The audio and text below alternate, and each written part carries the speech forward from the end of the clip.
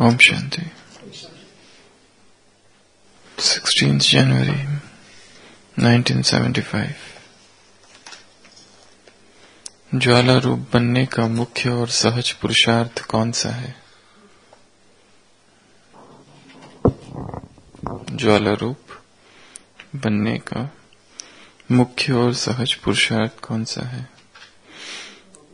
किसी ने कहा मेरा तो एक शिव बाबा। यह स्मृति रहे, इसके लिए भी कौन सा पुरुषार्थ है? अब लास्ट विशेष पुरुषार्थ कौन सा रह गया है? किसी ने कहा उपराम अवस्था। यह तो है रिजल्ट, लेकिन उसका भी पुरुषार्थ क्या है? न्यारापन। न्यारापन भी किससे आएगा? कौन सी धुन में रहने से? धुन यही रहेगी, अब वापस घर जाना है। जाना है अर्थात उपराम। अभी भी मुरली सुनी थी हमने। जाना है, जहां जाना है वैसा पुरुषार्थ स्वतः ही चलता है। जब अपने निराकारी घर जाना है तो वैसा अपना वेश बनाना होता है। तो इस नए वर्ष का विशेष पुरुषार्थ यही होना चाहिए कि वापस जाना है और सबको ले जाना है। इस स्मृति से स्वतः ही सर्व संबंध, सर्व प्रकृति के आकर्षण से उपराम अर्थात साक्षी बन जाएंगे। साक्षी बनने से सहज ही बाप के साथी बन जाएंगे, वो बाप समान बन जाएंगे। सर्व को सदा ज्वाला रूप दिखाई देंगे। तभी यह विनाश ज्वाला भी आपके ज्वाला रूप के साथ साथ स्पष्ट दिखाई देगी। जितना स्थापना के निमित्त बने ज्वाला रूप होंगे, उतना ही विनाश ज्वाला रूप में प्रत्यक्ष होगी। इस दृढ़ संकल्प की तीली लगाओ, तब विनाश ज्वाला भड़केगी। अभी शीतल रूप में है, क्योंकि आधार मूर्त भी पुरुषार्थ में शीतल है। संगठन रूप का ज्वाला रूप विश्व के विनाश का कार्य संपन्न करेगा। अल्प आत्माओं का दृढ़ संकल्प अल्प काल के लिए कहीं कहीं विनाश ज्वाला भड़काने के निमित्त बना है, लेकिन महाविनाश और विश्व परिवर्तन संगठन के एक श्रेष्ठ संकल्प के सिवा संपन्न नहीं हो सकता। इसलिए इस वर्ष में अपनी लास्ट स्टेज सर्व कर्म बंधनों से मुक्त कर्मातीत अवस्था, न्यारे और प्यारेपन का बैलेंस सदा ठीक रहे, ऐसी निराकारी स्टेज संगठित रूप से बनाओ। तब विनाश के नजारे और साथ साथ नई दुनिया के नजारे स्पष्ट दिखाई देंगे। सबको इस वर्ष यही पुरुषार्थ करना है। कौन सा? इस लास्ट पुरुषार्थ से ही स्वयं की और विनाश की गति फास्ट होगी। तो मुरली है 16th January 1975 की। ज्वाला रूप बनने का मुख्य पुरुषार्थ कौन सा है? 75।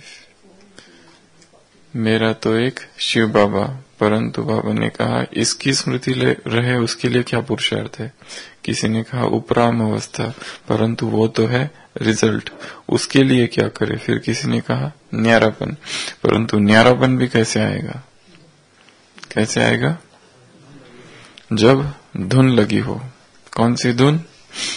घर वापस जाना है। धुन लगी हो कौन सी? रिटर्न जर्नी की। तब क्या होगा? सर्व संबंधों से, सर्व प्रकृति के आकर्षण से आत्मा कैसी बनेगी? उपराम। उपराम अर्थात, उपराम शब्द का अर्थ यहाँ बाबा ने कहा उपराम अर्थात साक्षी। साक्षी बनने से सहज ही बाप के साथी बन जाएंगे, बाप समान बन जाएंगे, सर्व का स्वतः ज्वाला रूप दिखाई देंगे। तभी यह विनाश ज्वाला भी आपके ज्वाला रूप के साथ साथ स्पष्ट दिखाई देंगी। जितना स्थापना के निमित्त बने ज्वाला रूप होंगे, उतना ही विनाश ज्वाला रूप में प्रत्यक्ष होंगे। इस दृढ़ संकल्प की तीली लगाओ, तब विनाश ज्वाला भड़केगी। अभी शीतल रूप में है, क्योंकि आधार मूर्त भी पुरुषार्थ में शीतल है। संगठित रूप का ज्वाला रूप विश्व के विनाश का कार्य संपन्न करेगा। उपराम अर्थात डिटैच। उपराम अर्थात ऊपर वाले राम के साथ रहना। उपराम अर्थात ऊपर आराम करना। उपराम अर्थात देखते हुए नहीं, उसके वैसे अर्थ नहीं, शब्दशः अर्थ। हद के प्रभाव से मुक्त। तो उपराम अवस्था बहुत ऊंची अवस्था है। उपराम के कुछ अर्थ होते हैं। एक अर्थ है उपरति। उपरति अर्थात विरक्ति। यहाँ के जो भी पदार्थ है, वैभव है, ये सबसे पहला अर्थ है उपरति। दूसरा अर्थ है विश्राम, आराम की अवस्था। चाहे ऊपर जोड़ो या न जोड़ो, उपराम अर्थात विश्रांति और उपराम अर्थात विरक्ति या उपरति, ये दो मुख्य रूप से उसके अर्थ है। तो उपराम अवस्था अर्थात यहाँ क्या क्या बताया है? साक्षी स्थिति। उपराम अवस्था अर्थात डिटैच। उपराम अवस्था अर्थात ऊपर वाले राम के साथ बैठने की अवस्था अर्थात विश्राम की अवस्था। और उपराम अर्थात अप्रभावित। उपराम अर्थात यहाँ से संपूर्ण विरक्त, न्यारे, अनासक्त। उपराम अर्थात देह से ऊपर हो गया, एक से प्रीत। उपराम जाने के लिए तैयार। उपराम अर्थात यहाँ बाबा बात कर रहे हैं ज्वालामुखी योगी बनने के लिए तुम्हें क्या होनी चाहिए? एक धुन होनी चाहिए। कौन सी धुन? मुझे वापस जाना है और साथ में दूसरों को भी ले जाना है। जब ऐसी धुन होगी तब स्थिति तुम्हारी क्या हो जाएगी? उपराम। संसार में लोग कहते हैं कि मरते समय जिसकी जो स्थिति होगी वैसी ही गति उसकी होगी। सारा पुरुषार्थ ही उसी के लिए किया जाता है कि मरते समय राम का नाम मुख पर आ जाए। परंतु जन्म जन्म मुनि जतन कराई, अंत राम कही आवत नहीं। इतना जतन करने के बाद भी राम का नाम मुख पर नहीं आता है। उपराम आत्मा की वह अवस्था है जब सब तरफ से आत्मा ने समेट लिया है, सब तरफ से। कर्मातीत का ही एक नाम ले लो, उपराम। सारे संकल्पों से भी रहित जो अवस्था है, जिसको कई धर्मों ने कहा है नो माइंड की stage, the stage of no mind, मनोनाश, जहां पर मन का भी नाश हो गया है। इसको मनोनाश की अवस्था कहा जाता है, नो माइंड की स्टेज कहा जाता है। इसे किसी किसी धर्म में सैटोरी कहा गया है, सैटोरी या केंशो, ये नाम दिए गए हैं। सैटोरी और केंशो ये अवस्था है कि जहां पर आत्मा इतनी उपराम हो गई है कि निर्संकल्प स्थिति का ही वो एक दूसरा नाम है। परंतु ये इतना आसान नहीं है। जैसे एक व्यक्ति मर रहा है, मरणासन्न है, कहता है मेरा बड़ा बेटा कहाँ है? तो पत्नी कहती है ये रहा। फिर कहता है मेरे 4 बेटे कहाँ हैं? तो वो कहता है ये रहे तुम्हारे 4 बेटे। फिर कहते हैं मेरी 5 बेटियां कहाँ हैं? तो कहती है ये रही तुम्हारी 5 बेटियां है। व्यक्ति मरने को है, एक एक बेटे का नाम क्या क्या रखा है, किसी का राम, किसी का शंकर, किसी का विष्णु, किसी का नारायण। इस लोभ से कि कहीं मरते समय इनको ही याद कर लो तो मुक्ति हो जाए। परंतु उसने कहा क्या कि अच्छा ये मेरे बेटे हैं, ये मेरे बेटे हैं। परंतु उसने लास्ट में कहा अरे मूर्खो, सभी यहां हो तो दुकान में कौन है फिर?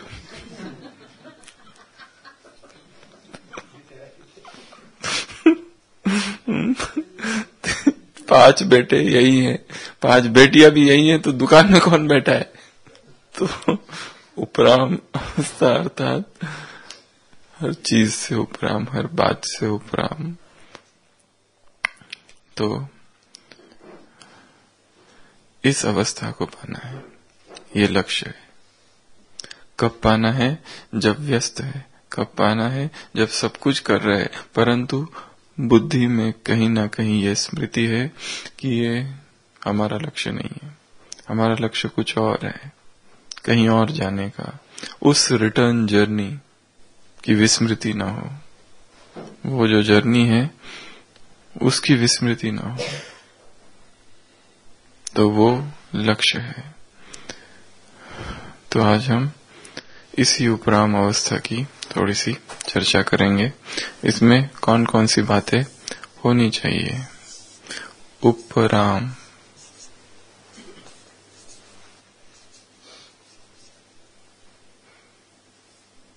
उपराम अवस्था, सबसे पहले यू आता है। यू का अर्थ होता है उपरति। उपरति अर्थात संपूर्ण विरक्ति की अवस्था। एक है अनासक्ति और एक है विरक्ति। लगभग समान शब्द है, परंतु अनासक्ति में आसक्ति शब्द मिला हुआ है, उसमें थोड़ा सा द्वंद्व है। एक व्यक्ति आसक्त है, दूसरा अनासक्त है। परंतु जो अनासक्त है शायद उसका भी सारा ध्यान उसी वस्तु पर है जिससे वो अनासक्त हुआ है। चाहे वो खाने की कोई चीज हो, परंतु ध्यान उसके ऊपर है कि मैंने ये चीज छोड़ी है, मैंने ये चीज छोड़ी है। ये भी अवस्था अच्छी है वैसे तो। एक तो आसक्त है, पूरी बेहोशी की अवस्था है, उससे व्यक्ति को थोड़ा सा वैराग हुआ है।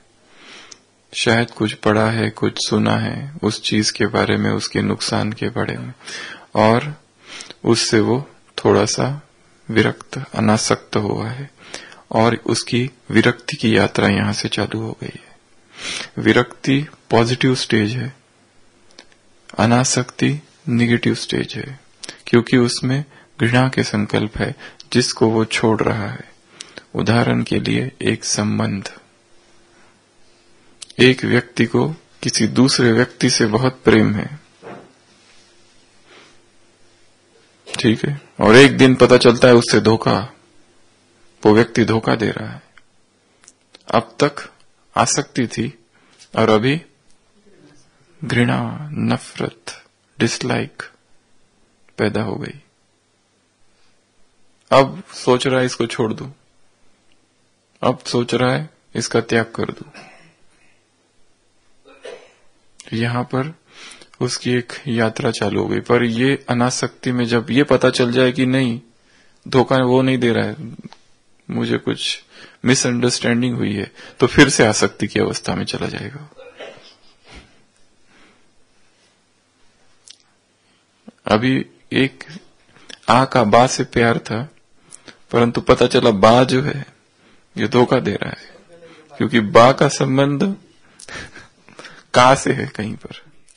तो आ को बा से विरक्त, अनासक्ति हो गई। परंतु अनासक्ति होते होते फिर बाद में पता चला कि ऐसा तो है ही नहीं, का तो कहीं और ही है, बा तो अच्छा है, तो फिर से बा में आसक्ति हो गई। प्यार और ही ज्यादा बढ़ गया। और ऐसी चीज अगर बार बार लंबे समय तक होती रही, आसक्ति अनासक्ति, आसक्ति अनासक्ति, तो वो जो मोह का संबंध है और घनिष्ठ हो जाता है, फिर छोड़ नहीं पाता व्यक्ति। फिर बाद में एक दिन जब पता चला कि ऐसा ही है, हाँ, तब फिर चाहते हुए भी नहीं छोड़ सकता उसको।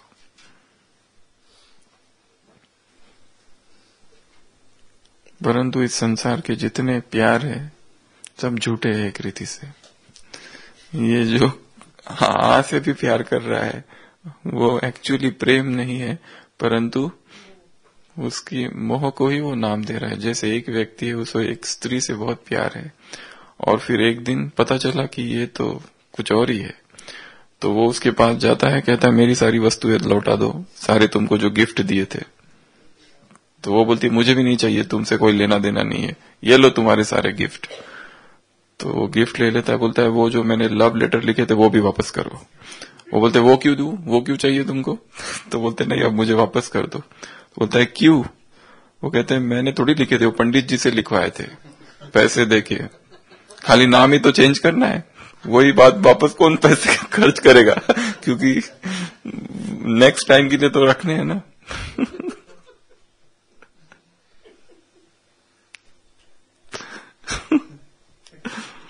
तो बस फिर क्या होना था। ये संसार के ऐसे ही प्यार है सारे। वैसे ही दो प्रेमी होते हैं तो उनका एकदम विरक्ति, अनासक्ति, वैराग उत्पन्न हो जाता है। वो कहती है कि बस अब तुमसे कोई लेना देना नहीं, मेरे जो फोटो तुम्हारे पास है सारे वापस दे दो। तो वो भी बहुत गुस्से में आता है, वो बहुत सारे फोटो देता है, कहता है इसमें से जो तुम्हारा होगा ले लो। तो सबसे पहली स्टेज है उपराम में उपरति। उपरति अर्थात विरक्ति। विरक्ति की जो अवस्था है वो एक अलग अवस्था है, ये पॉजिटिव स्टेज है। इस उपरति में विवेक के आधार पर वैराग उत्पन्न हुआ है। इस आधार पर नहीं, किसी की पत्नी मर गई तो वैराग हुआ, बच्चा मर गया तो संसार में तो कोई भी जिंदा रहने वाला नहीं है इसलिए वैराग। कोई घटना की वजह से नहीं, कोई परिस्थिति की वजह से नहीं, सब कुछ ठीक चल रहा है, सब कुछ अच्छा ही है। महात्मा बुद्ध को क्या कमी है? घर में है, सब कुछ व्यवस्थाएं है, फिर भी वैराग कुछ देखकर। वो दृश्य भी कोई असाधारण से दृश्य नहीं थे, रोजमर्रा की जीवन के दृश्य थे। तो उपरति अर्थात ज्ञान के आधार पर जो वैराग उत्पन्न होता है उसको उपरति कहा जाता है। विवेक जनित जो वैराग है, विवेक जनित, जिसमें चेतना आत्मा सोच रही है इस संसार के बारे में, यहाँ का संपूर्ण एनालिसिस कर रही है कि ये ऐसा है और सोच रही है क्या मुझे इसमें फंसना चाहिए, अगर मैं फंसता हूं तो परिणाम क्या होगा, दुख, पीड़ा, दर्द। ये संबंध है, इस संबंध को कहां तक बढ़ाऊं? कल कहा था फैमिलियरिटी का हल्का नशा। संबंध है, इसमें और कितना बढ़ाऊं?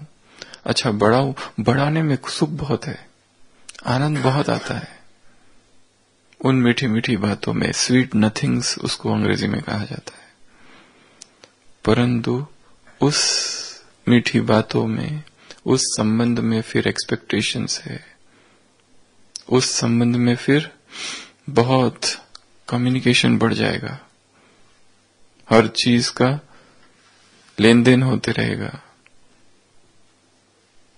अब कहाँ हो, अब क्या कर रहे हो, आपस में दो व्यक्तियों की अपनी अपनी, उन दोनों की दिनचर्या एक्यूरेट पता है, इस समय वो क्या कर रहा होगा। कैसे पता किया? लंबे समय की पुरुषार्थ के, उंगलियों ने बहुत मेहनत की व्हाट्सएप पर मैसेज कर करके, इसलिए पता है। हाँ? तो एक पॉजिटिव वैराग की अवस्था अर्थात उपरति अर्थात उपराम अवस्था की एक स्थिति है कि व्यक्ति इन सारी चीजों से उपराम हो गया है, हर बात से। देह का भी खेल उसे लग रहा है। एक फिर है पी अर्थात परे की अवस्था। परे की अवस्था का बाबा ने कुछ कुछ अव्यक्त मुरलियों में वर्णन किया है। ये है परे की अवस्था, स्टेज विच इज बियॉन्ड, अर्थात इस संसार की स्मृति, इस देह की स्मृति, संसार में वर्तमान में जो कुछ हो रहा है उसकी स्मृति, इन सब से ऊपर उठती जा रही है आत्मा। एक है वेल इन्फॉर्म्ड, यहां क्या हो रहा है वहां क्या हो रहा है, परंतु एक अवस्था है परे की अर्थात यहां की बहुत सारी बातों से अब उसका लेन देन समाप्त हो गया है। कुछ करना नहीं है किसी से, ना तो संबंध बढ़ाना है, ना तो ये देह को बीमारियां आ रही है जा रही है, वो भी एक खेल है जैसे उनके लिए। संतुष्ट आत्मा की निशानी है संडे की मुरली। प्रॉब्लम भी जैसे क्या अनुभव होगा, खेल है, सारा खेल लगे। ऐसी परे की अवस्था, इसी को चाहे कर्मातीत, कर्म और कर्म का परिणाम, दो चीजें हैं, कर्म और परिणाम, एक्शन और उसका रिजल्ट, दोनों ही टच नहीं कर रहे उसको, दोनों से ही ऊपर है, परंतु ये अभ्यास है। तो परे की अवस्था। फिर है ए अर्थात नहीं आर, उपराम, आर ले लो। आर एक रिमेम्बरेंस, निरंतर याद की स्थिति में सब कुछ समाया हुआ है। याद अब खंडित नहीं है, याद अब टुकड़ा टुकड़ा नहीं है, याद अब करना नहीं पड़ रहा है, वो स्वतः हो रही है। मीरा जो है वो कोई टाइम से नहीं करती, अभी इतने बजे से इतने बजे तक मैं गीत गाऊंगी, फिर इतने बजे से इतने तक डांस करूंगी। उसका जो डांस है और उसका जो गीत है, religion of singing and dancing, वो स्वतः ही हो रहा है, उसका वो स्वधर्म हो चुका है कि निरंतर ही नाच की अवस्था है, निरंतर ही गीत की अवस्था है, और वैसे ही यहाँ पर भी निरंतर ही याद की अवस्था है। वो भी कुछ सोच के नहीं हो रहा है, स्वतः हो रहा है, अपने आप रिमेम्बरेंस। वो जो ज्योति है अखंड है याद की। क्या ऐसी भी अवस्था आ सकती है? आ सकती है कि जिसमें याद टूटे ही ना। जैसे एक चींटी है छोटी सी, वह रहती है एक पहाड़ में। वो जो पहाड़ है वो नमक का पहाड़ है, सदियों से नमक के पहाड़ में रहती है, नमक ही खाती है। एक दिन एक दूसरी चींटी आई, शक्कर के पहाड़ वाली, और उसको कहती है तुम यहाँ क्या कर रही हो, मैं तुम्हें ले चलती हूँ, चलो मेरे साथ, उधर न शक्कर का पहाड़ है। तो नमक के पहाड़ वाली चींटी कहती है अच्छा, मुझे भी शक्कर खानी है। तो शक्कर के पहाड़ वाली चींटी को नमक के पहाड़ वाली चींटी अपने साथ लेके जाती है, और दोनों पहुंचते हैं स्वीट के पहाड़। शक्कर वाली नमक वाली को लेके जाती है, और दोनों कहां पहुंचते हैं? शक्कर के पहाड़, स्वीट का पहाड़। एक हफ्ता तक नमक वाली चींटी वहां रहती है।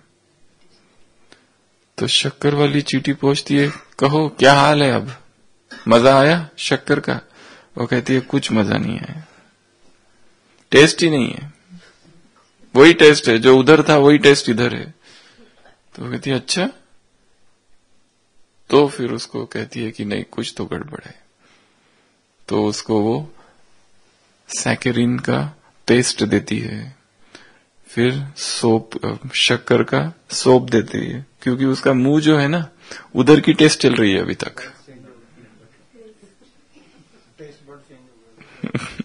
तो वो कहती है पहले तुमको रोज मुंह साफ करना पड़ेगा, पहले तुमको रोज मुंह साफ करना पड़ेगा। ये जो सैकरिन का लोशन है इससे गार्गल करने पड़ेंगे रोज।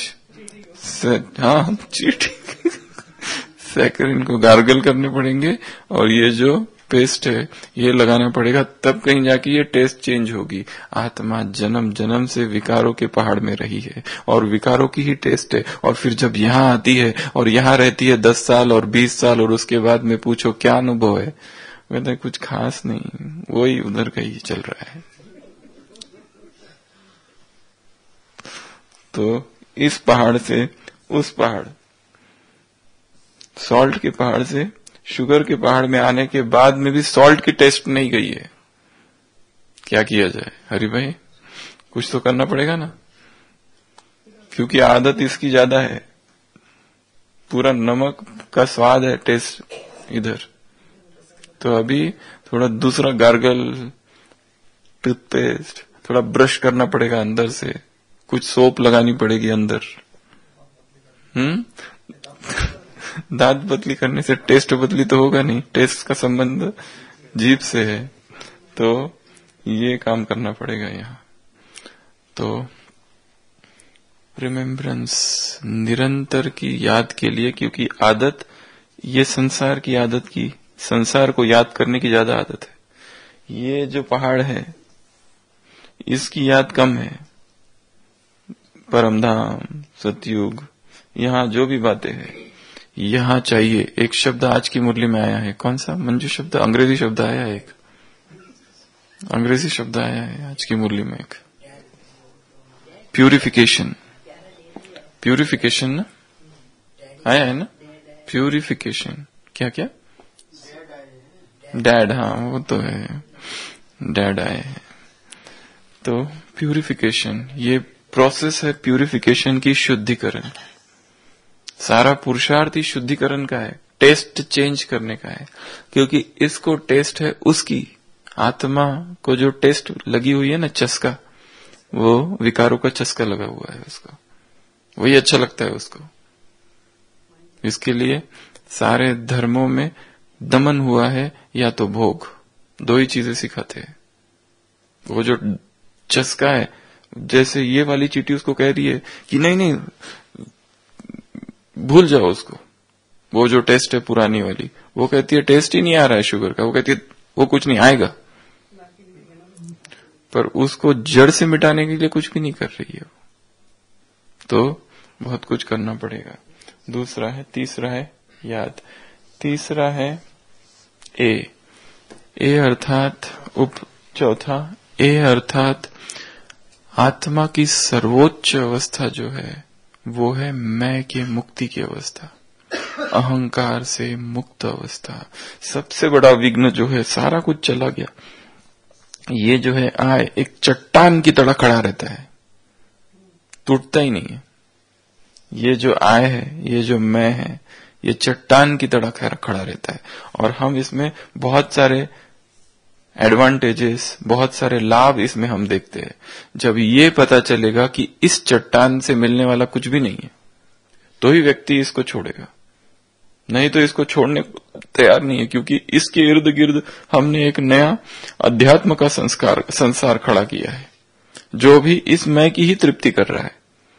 उधर संसार में थे तब भी मैं की तृप्ति हो रही थी, यहाँ भी मैं की तृप्ति हो रही है। मैं योगी हूँ, मैं वो हूँ, मैंने क्लास अच्छी कराई और मैंने मुरली अच्छी चलाई। अरे कल क्यों नहीं चलाई थी फिर? कल स्पिरिचुअल हार्ट अटैक हो गया था तो कल क्यों नहीं चलाई थी फिर? तो सारा संसार इस मैं के इर्द गिर्द खड़ा होता है। उपराम स्थिति, साक्षी स्थिति, कर्मातीत स्थिति, फरिश्ता स्थिति, संपूर्ण स्थिति, संपन्न स्थिति, समान स्थिति, परफेक्ट स्टेज। जैसे बाप परफेक्ट है, तुम ब्राह्मणों को भी क्या परफेक्ट बनना पड़ेगा, ऑलराउंड बनना पड़ेगा। तुम ब्राह्मणों को भी रिस्पॉन्सिबल बनना पड़ेगा। तो ऐसी अहंकार से मुक्ति, क्या करना पड़ेगा? इस अहंकार से नुकसान क्या होता है इसका चिंतन करना पड़ेगा, क्योंकि अभी बहुत सारा उसको सजाया है। सजा सजा के इतना सुंदर दिखता है वो, ऐसा लगता है इससे बहुत फायदे हैं। सुविधाजनक है अहंकार, बहुत अच्छी, उससे खुशी मिलती है देखकर। परंतु जब ये चिंतन चलेगा कि इस अहंकार से नुकसान ही नुकसान है, कम से कम अध्यात्म की जगत में, और इसको गिराना बहुत बड़ा पुरुषार्थ है। एक व्यक्ति है जो यहां से पुरुषार्थ कर रहा है, ठीक है, और वो ये जानता है, उसे पता ही नहीं कि उसके अंदर अहंकार है, और पुरुषार्थ किए जा रहा है। दो यात्री है, एक ये यात्री, एक आ है, एक बा है। ये जो बा है वो भी पुरुषार्थ कर रहा है, उस दोनों के अंदर अहंकार है, पर अंतर दोनों में ये है कि इसको पता है मेरे अंदर अहंकार है, और इसको खबर ही नहीं है कि यह अहंकार भी है। दिखाई तो दोनों में दिखता है कि इसमें भी दिखाई दे रहा है, उसमें भी दिखता है, पर अंतर यह है कि इसको अपने अंदर की खबर है कि मुझ में यह अहंकार है और मुझे उससे मुक्त होना है। तो शायद हो सकता है एक दिन हो भी जाए, परंतु इसके मुक्त होने की कोई गुंजाइश नहीं, क्योंकि इसे खबर ही नहीं है कि वो अंदर है। हो सकता है फिर उसको ये पता चले, अवेयरनेस यहां आ जाए कि है, और फिर पुरुषार्थ करे। पर एक बात है कि मेरे में ये है, ये जानना।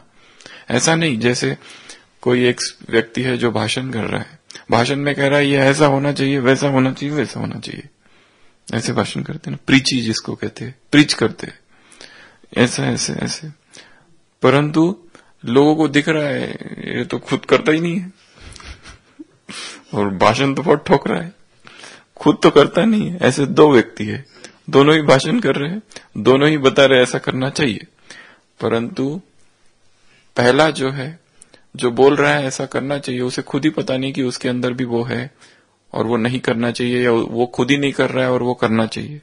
ये पहले की अवस्था है। दूसरे की अवस्था ये है, वो कह रहा है सबको कि ये नहीं करना चाहिए और ये करना चाहिए, परंतु वो खुद भी नहीं कर पा रहा है और खुद भी नहीं कर पा रहा है जो नहीं करना है, परंतु उसे खुद खबर है कि मुझे नहीं करना चाहिए फिर भी मैं कर रहा हूं, और ये मुझे करना चाहिए फिर भी मेरे से नहीं हो रहा है। उसे खुद खबर है। वो सिद्धांत तो बराबर कह रहा है कि ये सिद्धांत तो ऐसे ही है जैसे भगवान ने सिखाया है, परंतु हाँ, मेरे में और उन सिद्धांतों में भी अंतर है, इसका उसे ज्ञात है, और वो अपना अपना सूक्ष्म पुरुषार्थ अंदर ही अंदर कर रहा है।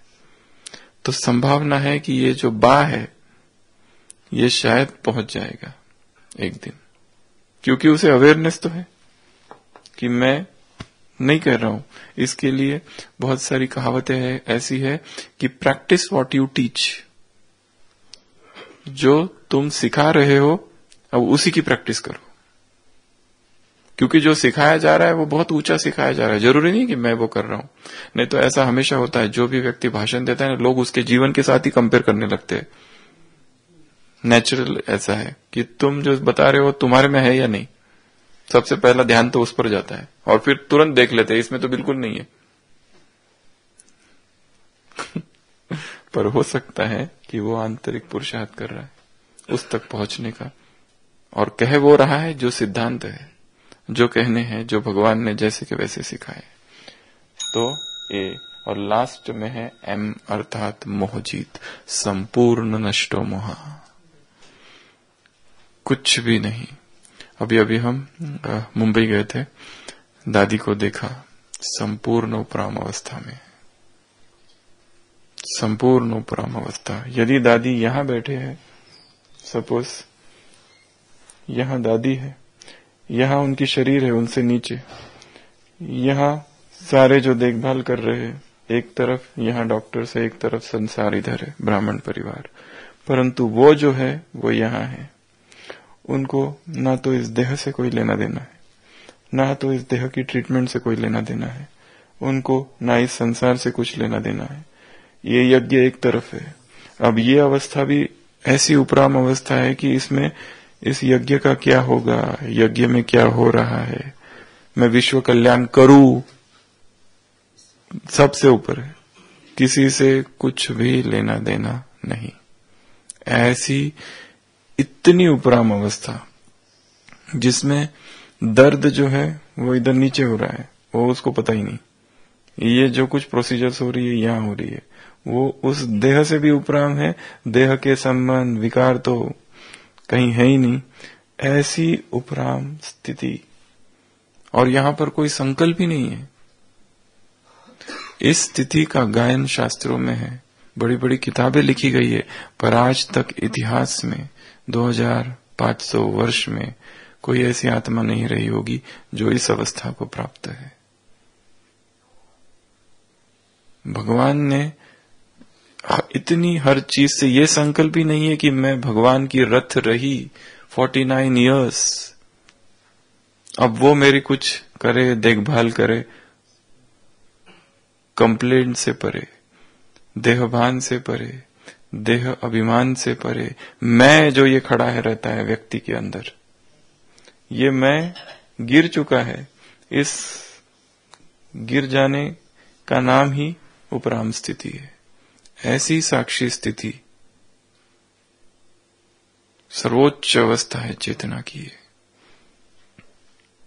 शायद ही आज वर्तमान समय किसी भी आत्मा को ये एक आत्मा छोड़कर ऐसी अवस्था किसी को प्राप्त होगी। इतनी उपराम, इतनी अनासक्त, देह में क्या हो रहा है वो देह भी उसको जैसे खेल है। तो ये लक्ष्य है। पहला विरक्ति, उपरति, दूसरा परे की अवस्था, तीसरा निरंतर याद की अवस्था। शिव पिता को बुद्धि में कैसे याद कर लो, कैसे संभालो, जैसे नैनों में नूर समाया है वैसे। नैनों का नूर नैनों से अभिन्न है, नैन में इस तरह समा चुका है, घुल चुका है, मिल चुका है, एक हो गया है। ऐसी दादी की भी यही स्टेज है, एक कंबाइंड। लोग क्या कह रहे हैं, कौन क्या सोच रहा है, यज्ञ का क्या होगा, यहां क्या हो रहा है, वहां क्या हो रहा है, मीडिया क्या हो रहा है, सेवाओं का क्या हो रहा है, कुछ भी नहीं, कोई संकल्प ही नहीं है। No mind, state of kensho, state of satori, state of उपरति, साक्षी भाव, डिटैच्ड ऑब्जर्वरशिप, कर्मातीत स्टेज। अभी ये है कर्मातीत स्टेज। आत्मा वहां है परंतु नहीं है, होते हुए भी सब प्रभाव से परे है, सभी प्रभाव से परे।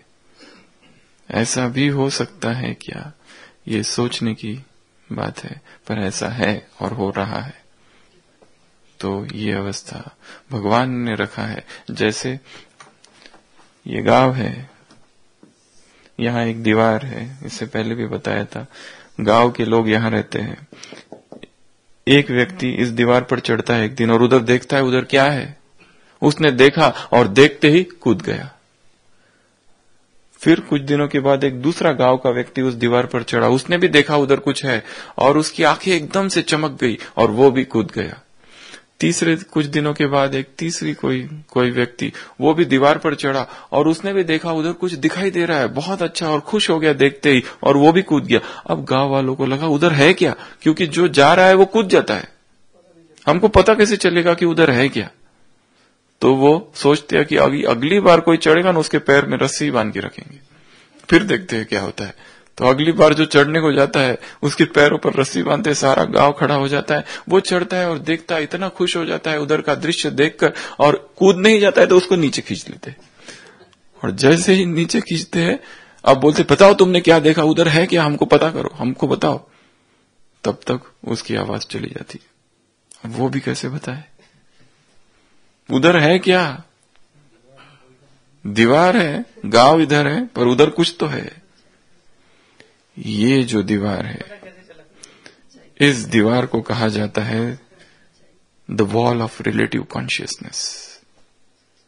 यहां पर एब्सोल्यूट है, यहां पर संपूर्ण अवस्था है। इस अवस्था को जो पा लेता है वो संसार में वापस नहीं आता है। ये बताने के लिए भी नहीं आता है कि है कि अगर उसको खींचा तो उसकी आवाज चली जाती है। कैसे बताए, कैसे वर्णन करे उस अवस्था का, जिस स्थिति को पाया है। इसके लिए इस संसार में भगवान कुछ आत्माओं को उस दीवार पर ही बिठा के रखता है। देखो इन आत्माओं को, ये दीवार पर बैठी है, ये तुमको बताएगी कि उधर क्या हो रहा है, उधर क्या है। नहीं तो उधर की बात इधर के लोग समझ ही कैसे पाएंगे, क्योंकि उनको खबर ही नहीं है। ये अव्यक्त में है, वो अव्यक्त स्थिति है।